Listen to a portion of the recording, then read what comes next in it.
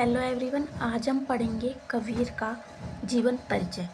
कबीर जो कि एक प्रसिद्ध कवियों में से बहुत ही महत्वपूर्ण स्थान पर हैं और इनका कवि परिचय हमेशा परीक्षाओं में पूछा जाता है। तो देखते हैं हम कबीर का जीवन परिचय। कबीर का जन्म 1398 सन में हुआ। सन 1398 में जन्म और मृत्यु जरूर याद रखनी है आपने। मृत्यु हुई थी 1518 में मगहर स्थान पर। शिक्षा उन्होंने विधिवत शिक्षा नहीं ली थी, अर्थात वो किसी प्रकार कहीं पर पढ़ने के लिए नहीं गए थे। रचना कबीर ग्रंथावली और बीजक ये प्रमुख रचनाएं हैं। और भाषा सरल, सहज, साधारण जन के करीब है। मतलब जो लोग पढ़े लिखे भी नहीं हैं वे भी कबीर की दोहों और साखियों को समझ सकते हैं।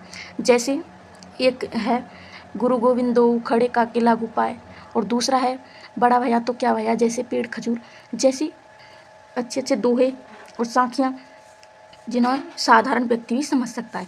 अब उद्देश्य उन्होंने ज़्यादातर साखियों में प्रेम का महत्व बताया है। मतलब एक दूसरे से कितने प्रेम रखने से ही ईश्वर प्रसन्न रहेंगे और वो हमें समाहित हैं। हमें किसी भी प्रकार का किसी से द्वेषभाव नहीं रखना चाहिए। बाह्य आडंबरों का विरोध किया है। जो लोग किसी चीज़ को बुरा बताते हैं, हिंदू को बुरा बताते हैं, मुस्लिमों को अच्छा बताते हैं, या फिर मुस्लिमों को अच्छा बताते हैं, हिंदू को बुरा बताते हैं, ऐसी कई बाह्य आडंबरों का विरोध किया है उन्होंने। ईश्वर प्रेम का वर्णन किया है। ज्ञान और वैराग्य का वर्णन किया है। इसीलिए कवि का जीवन परिचय सुप्रसिद्ध है, क्योंकि ये जो लोग पढ़े लिखे नहीं हैं वो भी इनकी साखियों को समझ सकते हैं। और इनमें बस हमें मोस्ट यही बात याद रखनी है, इनका जन्म, मृत्यु स्थान, कहाँ पर ये जन्मे थे, काशी में।